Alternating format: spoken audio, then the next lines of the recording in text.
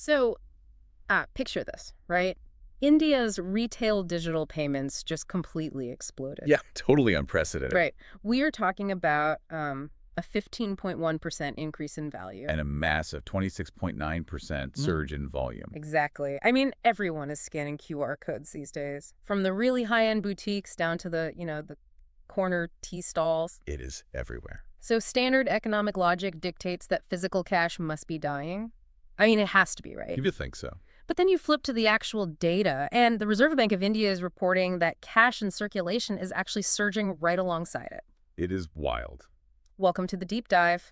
Today, we are staring at a massive, frankly intimidating stack of pages from the RBI Annual Report 2025-26. Oh, yeah, the dreaded Chapter 8. Right, Chapter 8, Currency Management. And look, if you are sitting across the desk from us right now, staring at a cold cup of coffee and feeling the crushing pressure of that upcoming professional exam, We have all been there. we have.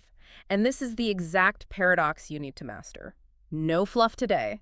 We are your senior analysts, and we are giving you the cheat codes to guarantee a passing grade on this section. Because examiners, they do not care if you can just recite a random number. Exactly. They want to know if you actually understand the underlying structural mechanisms of the central bank. So let's jump right back into that paradox I mentioned. Digital payments are up almost 27% in volume. Yet the currency in circulation, let's just call it CIC for the exam. Good call. The CIC expanded by 11.4%. And actually, if you dig into the appendix data at the back of the report, it points to an 11.9% growth. Yeah, there is a slight variance depending on if you look at the main text or the appendix, but the trend is undeniable. Right. And this pushed the currency to GDP ratio up to 12.1%. Okay, stop right there. That 12.1% fig, that is your baseline exam takeaway. Write that down. 12.1%. Got it. The intuitive but totally incorrect assumption here is that digital growth cannibalizes physical cash in a zero-sum game. Like, if I use digital, I drop cash. Exactly. But the RBI annual report actively refutes this. The central bank actually identifies 5 distinct macroeconomic drivers responsible for this simultaneous expansion. And if you are prepping for the exam, you need to understand the mechanics of each of these 5 drivers, not just memorize them as a list. Yeah, you need the why behind them. So let's unpack them, because looking at the first one, it immediately raises a huge question for me. Go for it. Okay, so driver number 1 is cash withdrawals resulting from state government welfare measures. The report specifically cites compensation for crop damage. Right. But wait, if a state government is trying to be efficient, aren't they sending this money digitally nowadays? Oh, they absolutely are. The initial disbursement is almost always a direct digital transfer into a rural bank account. Then why does it drive cash demand? Because you have to look at the microeconomy of the end recipient. Okay, lay it out. Picture a rural farmer. They receive a digital credit for crop damage. Great. But that farmer operates in a localized ecosystem that is overwhelmingly reliant on physical cash. Oh, I see. Right. To pay daily wage laborers who might not have bank accounts, or to buy, immediate supplies from informal local vendors, that digital credit is useless until it is materialized. Wow, so the digital transfer acts as an immediate trigger for a physical cash withdrawal? Precisely. The farmer goes straight to the ATM or the local banking correspondent and pulls it all out in paper. So the government is essentially just acting as a high-speed digital courier for physical cash. That is a great way to put it. The money moves at the speed of light until it hits the local bank branch, and then boom, it immediately converts back into paper. And that actually ties perfectly into driver number 2 on the RBI's list. Direct benefit transfers, or DBTs. See, I've always found this counterintuitive. How so? Well, the whole policy push behind DBTs was to eliminate middlemen and reduce leakage by, digitizing the whole process. Yet the RBI says it is driving cash demand. It comes down to the difference between last-mile delivery and last-mile usage. Last-mile delivery versus usage. Okay, explain that. The DBT architecture is a masterpiece of last-mile delivery. It ensures the exact rupee amount lands securely in the beneficiary's account without anyone skimming off the top. Right. But the last-mile usage is still dictated by the local infrastructure. Say you receive a DBT for housing assistance. Okay. But the local hardware store where you need to buy cement and bricks, they only accept cash. So you have to go withdraw it anyway. Exactly. You're forced to go to an ATM. The digital pulse literally creates a physical echo in the local economy. The digital pulse creates a physical echo. That is such a good phrase for an essay answer. So basically, the infrastructure of delivery outpaced the infrastructure of acceptance. Spot on. Okay, moving to driver number 3. Higher consumption-driven cash withdrawals following recent GST and income tax rate cuts. This one feels like pure macroeconomics to me. It is textbook macroeconomics. When the government rationalizes GST or reduces income tax brackets, what are they doing? They are deliberately increasing the disposable income of the consumer. Giving people more take-home pay. Right. And this alters what economists call the marginal propensity to consume. People suddenly have a slightly larger buffer in their monthly budget. Which means they want to spend it. Exactly. It translates to discretionary spending. And a huge portion of discretionary spending in India happens in cash.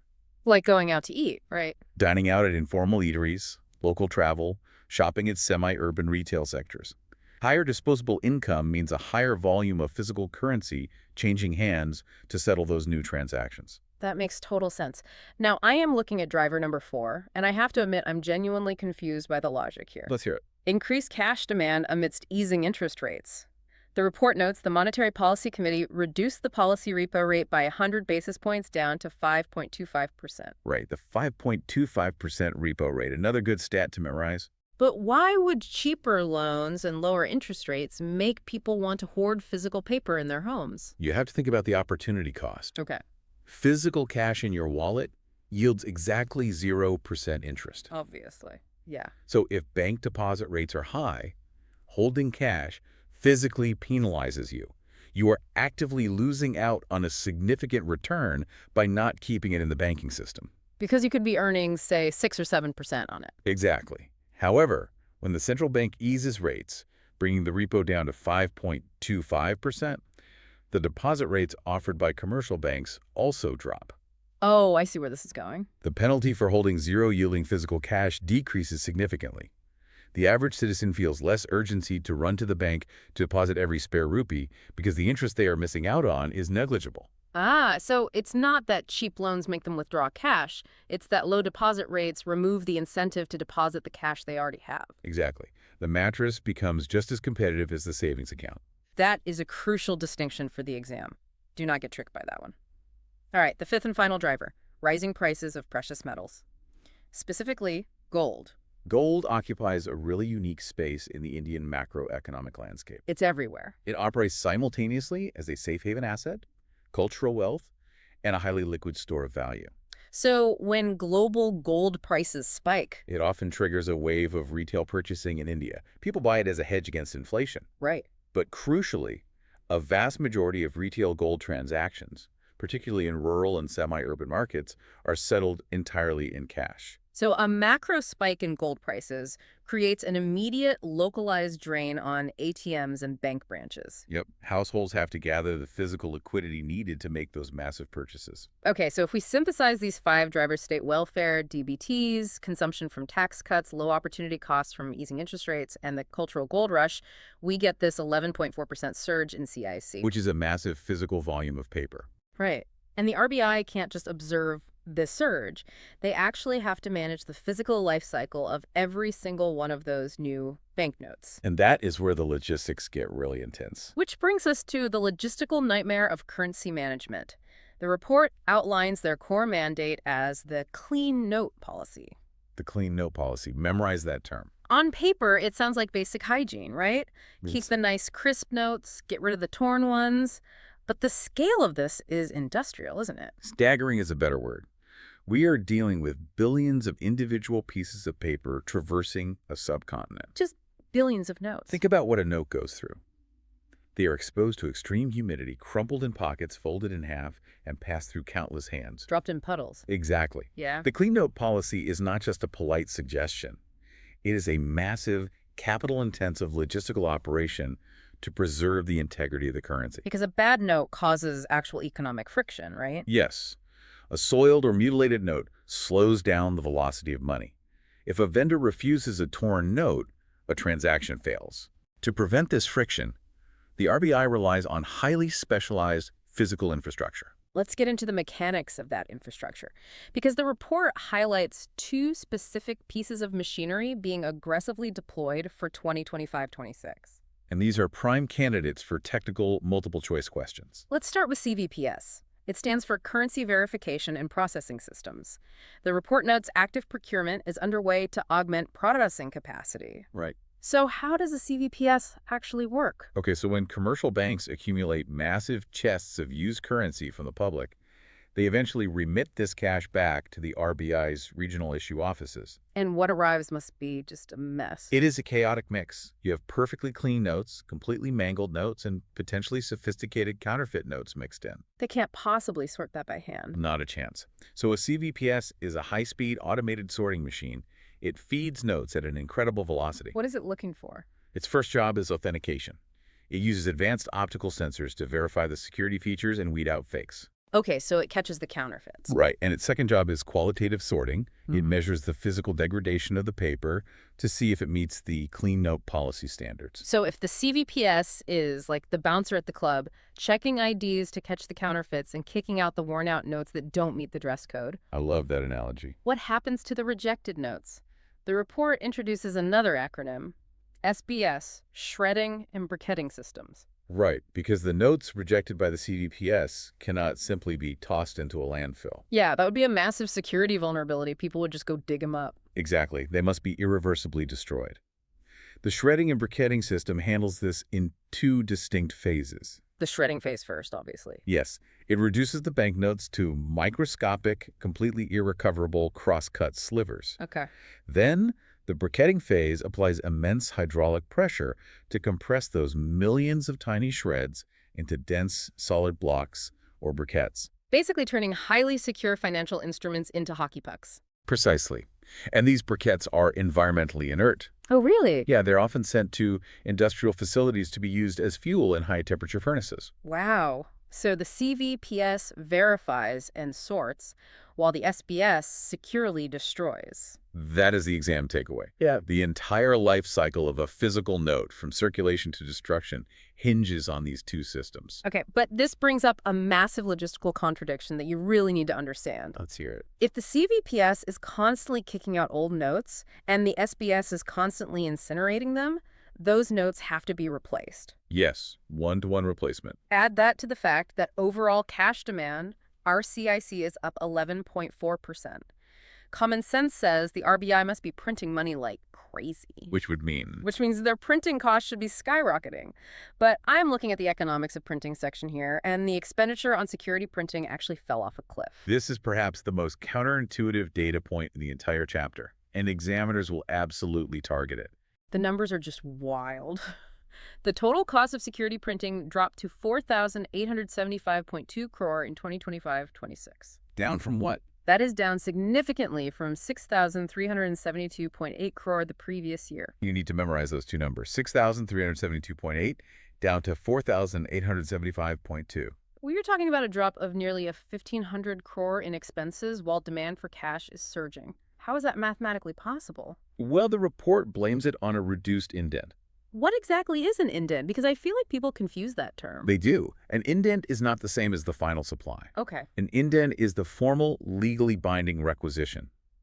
It is the exact forecast and order placed by the Reserve Bank of India to the printing presses for the upcoming fiscal year. So it's a purchase order. Basically, it dictates the specific denomination mix and the exact volume of notes required. The final supply is just what the presses actually managed to deliver. So a reduced indent means the RBI's economic forecasting models concluded they simply needed to order fewer new notes overall. Wait, but how can they order fewer notes when demand is up 11.4%? That doesn't track at all. It tracks perfectly when you analyze the denomination dynamics. Okay, unpack that. The overall volume of notes ordered dropped, but the mix of what was ordered shifted drastically. The total cost plummeted primarily because the indent for the 2000 note has been reduced to practically nil. Oh, right. The era of the ultra-high denomination note serving as a primary store of value is ending.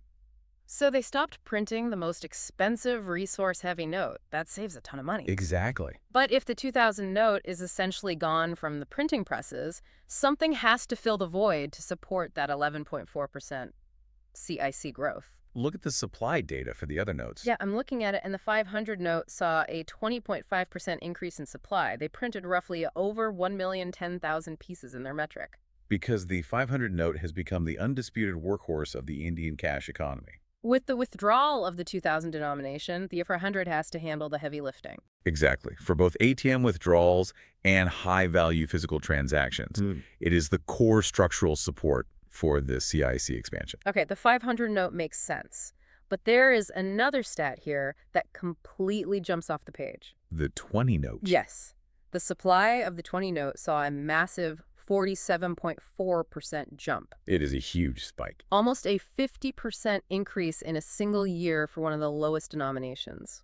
What is the macroeconomic story there? Is it just inflation? What do you mean?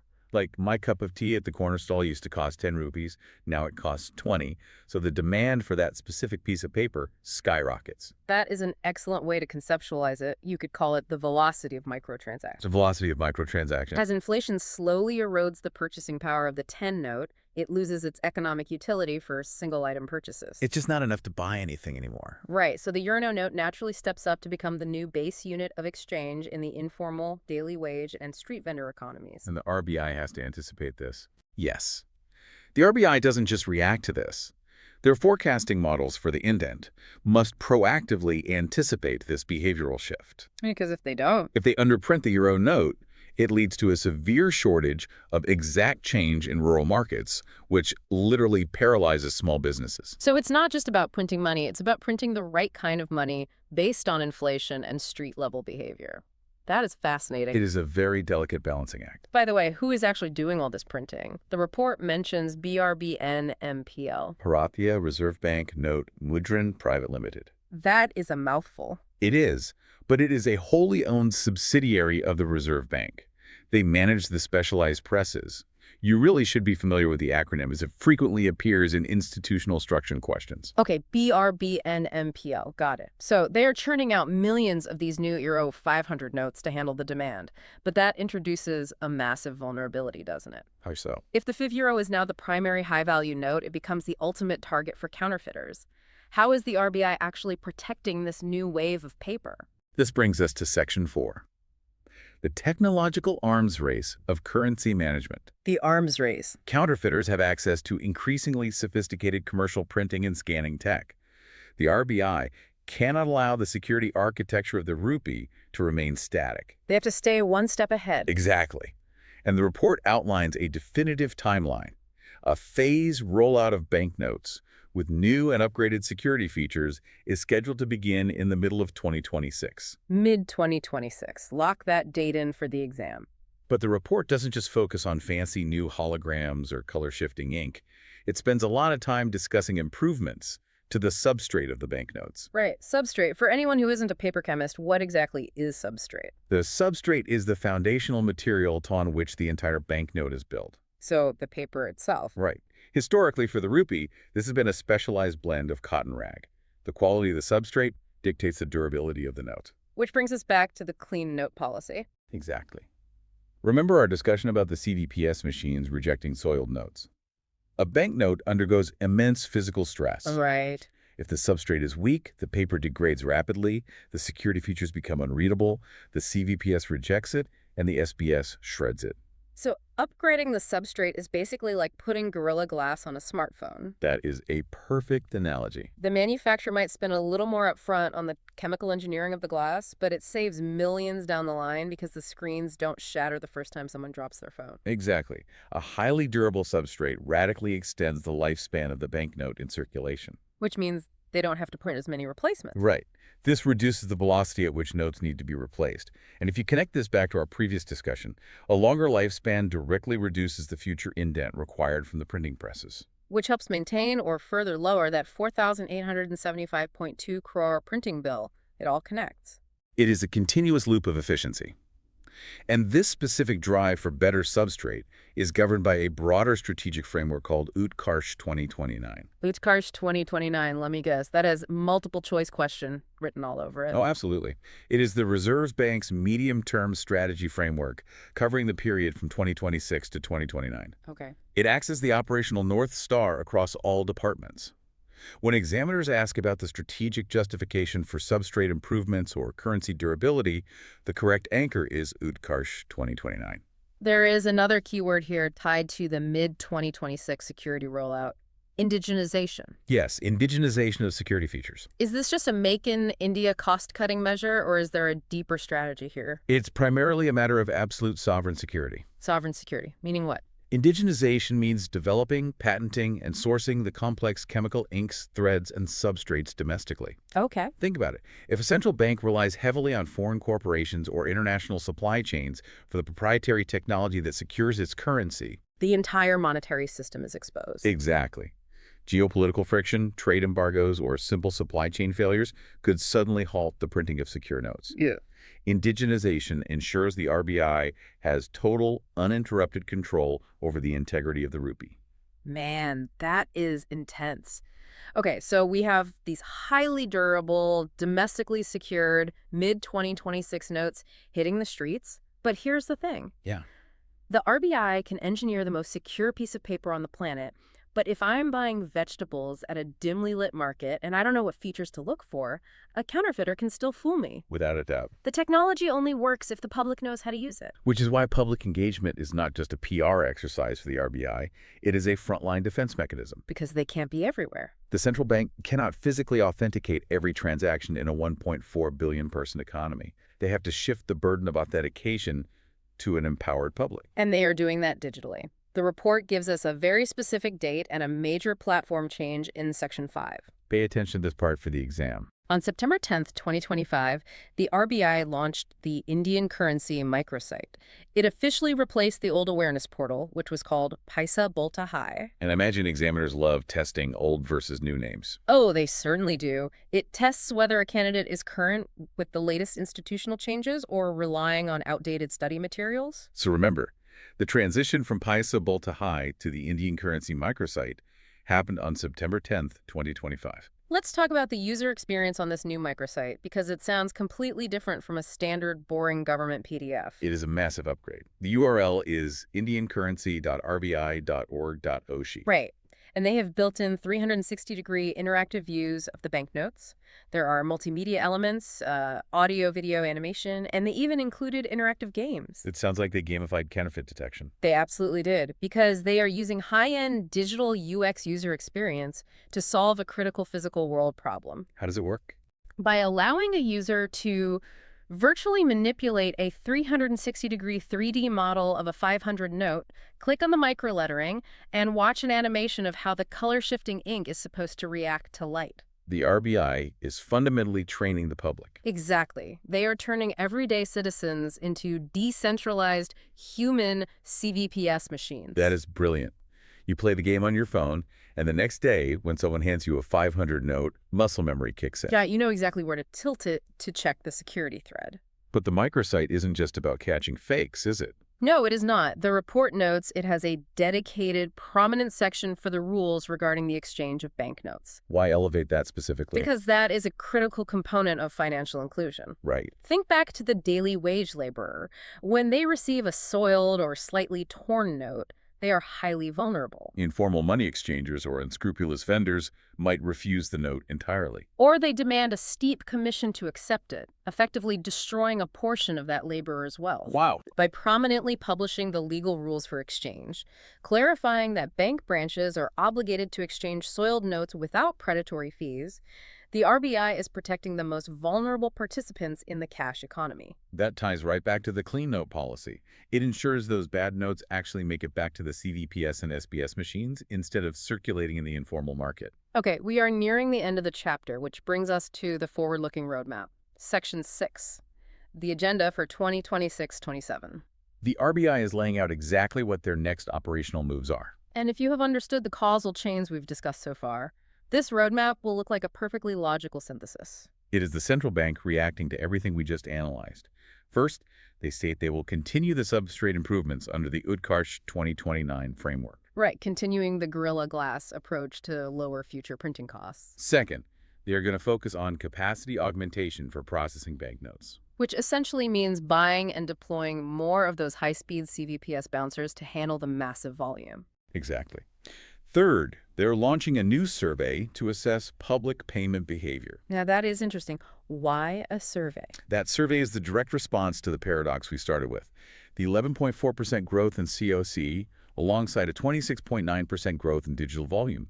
requires immense macroeconomic monitoring. They need to know why people are choosing one over the other in real time. Yes, the RBI needs granular, ground-level data to understand the exact friction points. Where exactly is UPI failing and cash taking over? Is it network connectivity? Is it merchant So the reluctance? survey will basically map the changing psychology of money. Precisely. And the fourth, and perhaps most significant physical move on the agenda. The opening of 2 new issue offices. Yes, you cannot understate the magnitude of opening a new issue office. We're not talking about renting a commercial storefront here. Yet at all. An Yeah. issue office is a heavily fortified. It is. The fact that the RBI is committing the capital and resources to establish 2 new facilities is the ultimate physical manifestation of the macro data. It brings the entire deep dive full circle. They need 2 massive new fortresses because the sheer volume of paper triggered by DBTs, tax cuts, and gold purchases is overwhelming the current geographic footprint. Precisely. If you are preparing for this exam, do not look at Chapter 8 as a disconnected list of facts. It is a singular narrative. Right. Macroeconomic drivers force an 11.4% expansion in physical cash. This massive volume strains the processing infrastructure, necessitating more CVPS and SBS units. Which costs money. Exactly. The logistical cost of replacing destroyed notes requires the RBI to manage printing indents, strategically killing the 2000 note and relying on the 500 while pushing for advanced indigenous substrate under UDCARS 2029 to extend the lifespan of the paper. And finally, to protect this whole system, they launched the September 10 microsite to educate the public while building 2 new issue offices to handle the future load. That is exactly how you need to mentally structure this. Okay, let me do a rapid-fire synthesis of the core data points you must have locked in your memory before you walk into that exam room. Go for it. First, the paradox baseline. Currency in circulation grew by 11.4%, pushing the currency to GDP ratio to 12.1%. Got it. Second, the machinery. CDPS verifies and sorts the notes. SBS shreds and compresses them into briquettes. The bouncer and the incinerator. Third, the economics. Total printing expenditure plummeted to 4,875.2 crore due to a reduced indent. The 500 note supply grew by 20.5%, and the 20 noto microtransaction indicator surged by 47.4%. The printing is handled by BRBNMPL. Perfect. Fourth, the fortification. Mid-2026 is the target for new security features driven by indigenization and the UDCARS 2029 framework for durable substrate. Check. And fifth, public awareness. The Indian currency microsite launched on September 10th, 2025, completely replacing the old Paisa Bulta Hai portal. If you can articulate the structural why behind every one of those data points, the multiple choice questions will feel elementary. However, as senior analysts, we always want to look beyond the immediate exam and prepare you for the broader professional discourse. Right, the kind of insight that separates a passing grade from a top-tier interview performance. Oh, I love a good curveball. What is the overarching question here? Well, if you read the wider annual report, you know the RBI is heavily investing in pilots for the retail and wholesale CBDC. It's the central bank digital currency, the digital rupee. Exactly. They are aggressively pushing its programmability and testing it for targeted DBTs. So the profound structural question is this. Let's hear it. With the imminent rise of a programmable, sovereign digital currency designed to perfectly replicate the properties of cash, what happens to Chapter 8? Oh, wow. Will this massive, capital-intensive physical infrastructure, the SPS machines, the CVPS optical sorters, the fortified issue offices, the precise chemical engineering of substrate, will all of this eventually become an obsolete legacy system? Or, given the unique behavioral economics of India, are we looking at a permanent dual-track economy where the digital code and the physical cotton paper exist in parallel forever? That is the real question for the future. That is a phenomenal thought experiment. How long does the clean note policy matter if the notes themselves eventually become lines of code? Does the physical echo ever fade away? Something to mull over while you grab a fresh, hot cup of coffee and dive back into your notes. Absolutely. You have the structural roadmap, you understand the underlying mechanisms, and you have the exam critical data. You are going to absolutely crush this. Good luck out there.